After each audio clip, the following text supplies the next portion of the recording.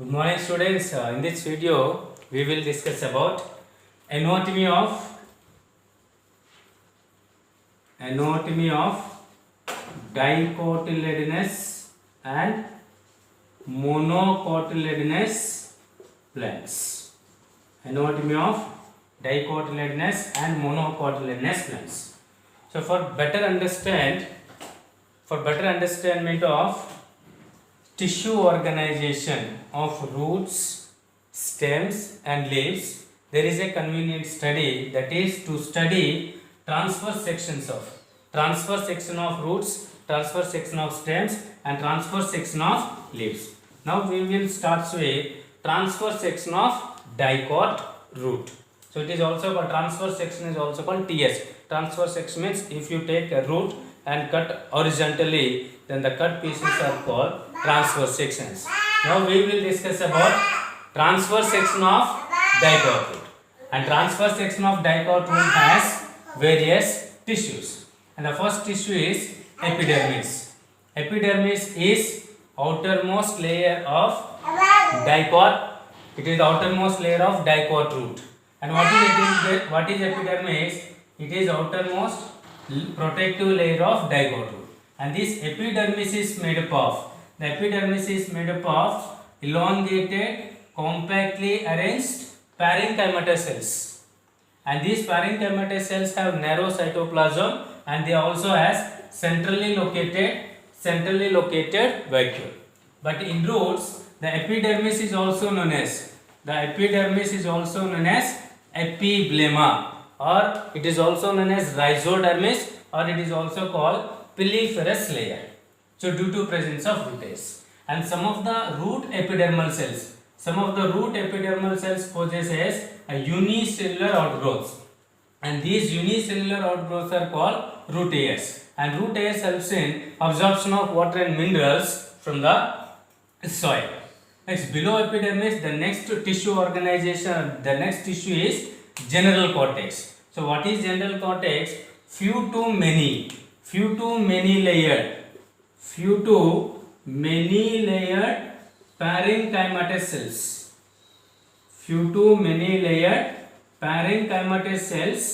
Present below the epidermis is known as general cortex. So general cortex is made up of parenchymatous cells, and these parenchymatous cells are loosely arranged and intercellular spaces present between them. So what are intercellular spaces? Spaces present between adjacent cells. Spaces present between adjacent cells are called intercellular spaces. And the cells of general cortex possesses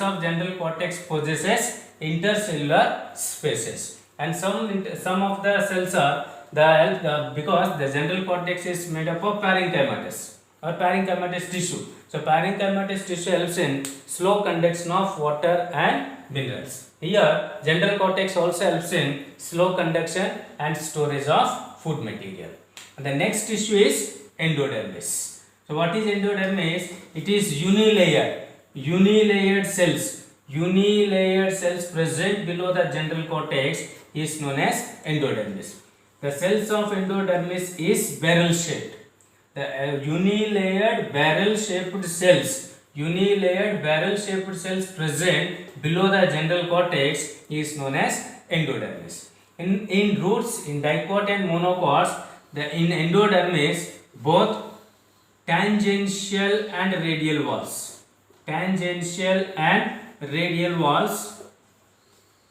The cell wall of tangential and radial walls, they are deposited by excess amount of suberin, and they are called suberin strands. And these suberin strands are first discovered by Caspary, hence they are also called Casparian strips. So Casparian strips or suberin strands or suberin bands or Casparian strips present on the cell wall of endodermis. So due to presence of Casparian strips, the endodermis act as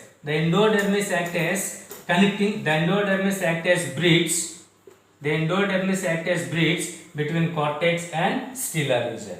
So due to presence of excess amount of suberin deposition, the endodermis act as impermeable impermeable cell wall. So impermeable cell wall means the cell wall do not allow any particle through it.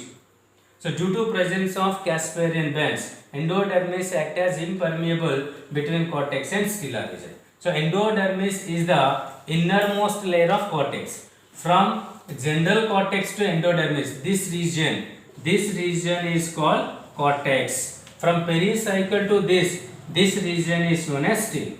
In roots, generally the cortical region from ear to ear, this is known as cortex region. From this region is only stem. In generally in roots, whether it is dicot root or monocot root, the cortical region is larger than. Cortical region, the region of cortex is larger.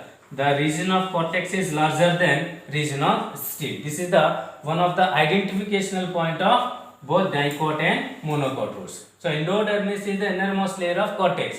Okay, the endodermal cells, the cell wall, both tangential walls and radial walls. The cell wall is made up of excess amount of suberin or Casparian strips.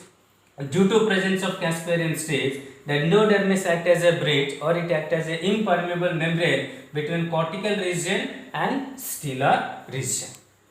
And the next tissue is pericycle. So pericycle is the first layer or it is the first layer of the first tissue of stellar region.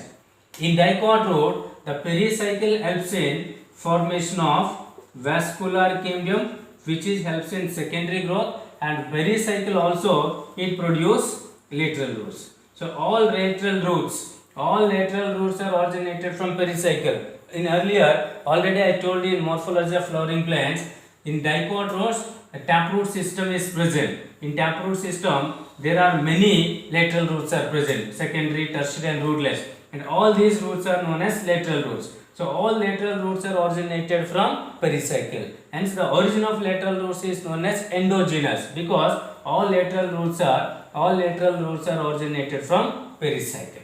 In dicot roots, pericycle, it is the outermost layer. It is the outermost layer of stellar region. Generally it is present below the endodermis. It is 1 to 2 layered parenchymatous or collenchymatous cells. Then pericycle helps in formation of vascular cambium and lateral roots. Lateral roots helps in absorption of water and minerals from the soil, and vascular cambium helps in secondary growth of dicot root. And next one is vascular bundles. So this is xylem and this is phloem. Here 4 xylem bundles and 4 phloem bundles present. If 4 xylem and 4 phloem bundles they are present, generally both xylem and phloem bundles, they are alternately present on different radius. So the vascular bundles of dicot root, is radial vascular bundles. The arrangement of vascular bundles in case of dicot root, that is radial vascular bundles. And the arrangement of how many radial vascular bundles present? 4 xylem bundles present, 4 phloem bundles present.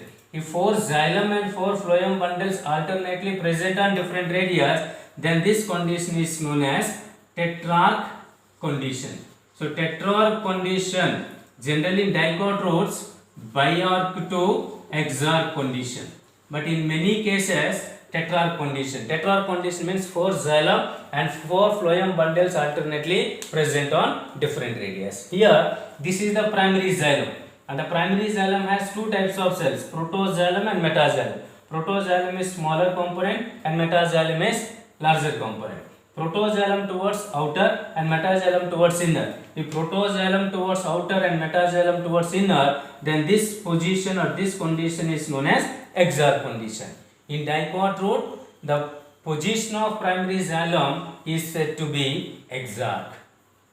So how many xylem and phloem bundles? 4 xylem and 4 phloem bundles alternately present on different radius, hence is known as radial vascular bundles. 4 xylem, 4 phloem bundles present, the arrangement is known as tetrarch, and the condition of primary xylem is exarch because protoxylem towards pericycle and metaxylem towards medulla. Next, in dicot root, the medulla or pith is usually absent. If present, it is very small and inconspicuous.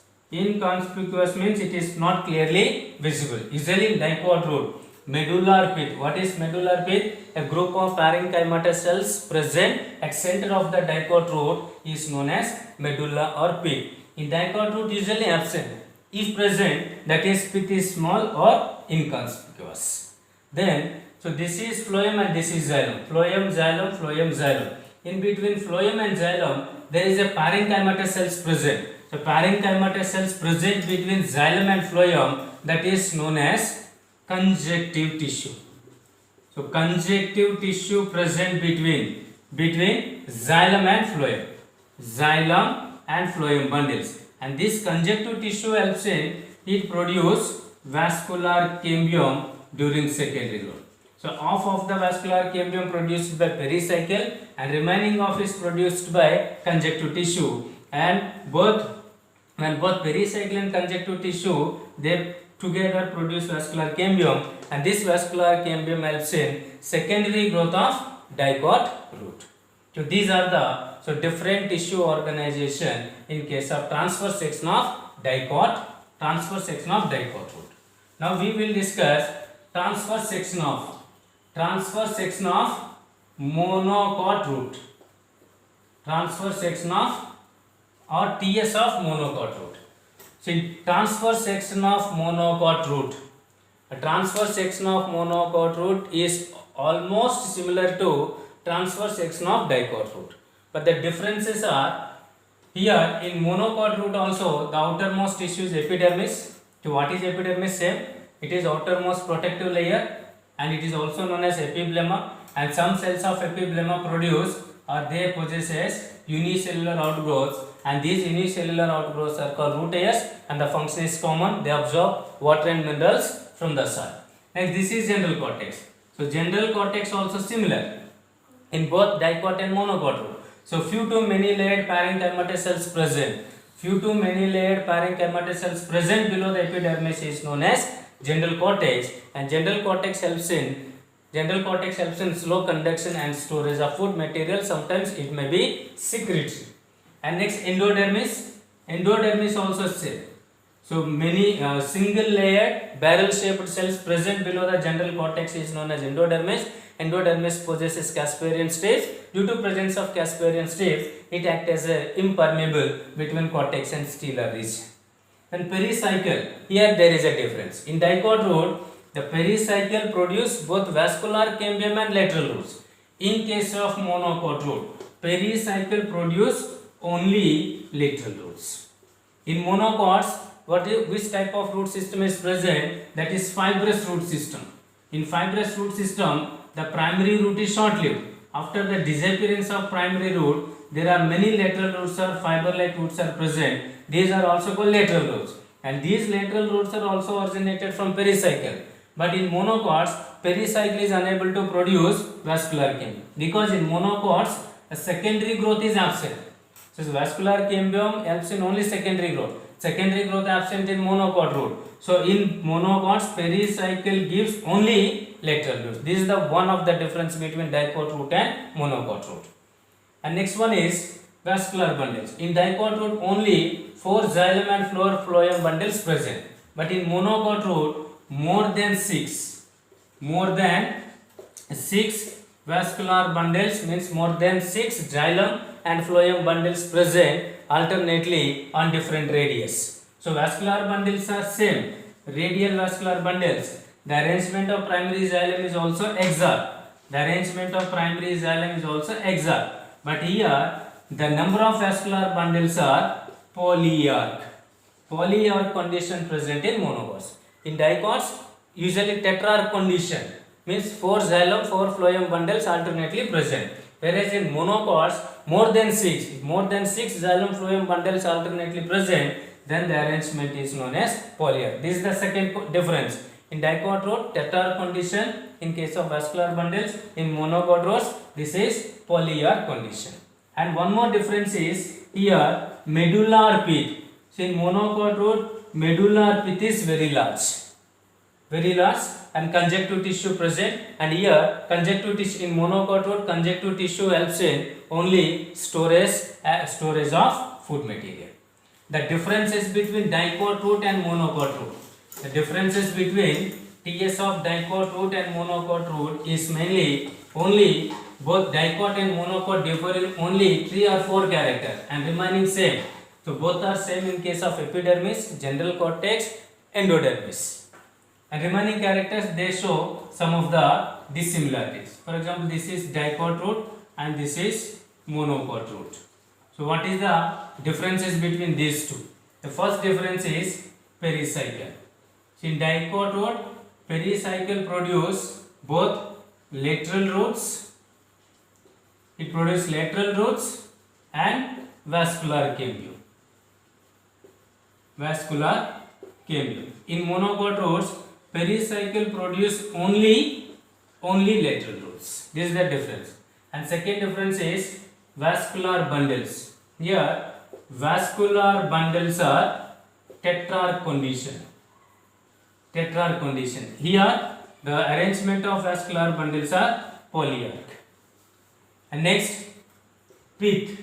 Pith or medulla is small, or in sometimes it is absent. Here pith is very large amount of pith present in monocot roots. And here conjunctive tissue. Conjunctive tissue produce vascular cambium. Here conjunctive tissue helps in only storage of food. One more difference is secondary growth present. In dicot root, secondary growth is present. What is secondary growth? Increase in gut. Here in dicot root it is present. In monocot root the secondary growth is absent, because here cambium present, here cambium absent. These are the only differences between dicot root and monocot root. In other cases, both dicot and monocot roots are similar. So diagrams are also similar, but in monocot root, yes, we have to show more than 6 xylem and phloem bundles and large amount of pith. So in remaining cases, both are the same. So this is the anatomy of or internal or tissue organization of both TS of dicot root and TS of monocot root.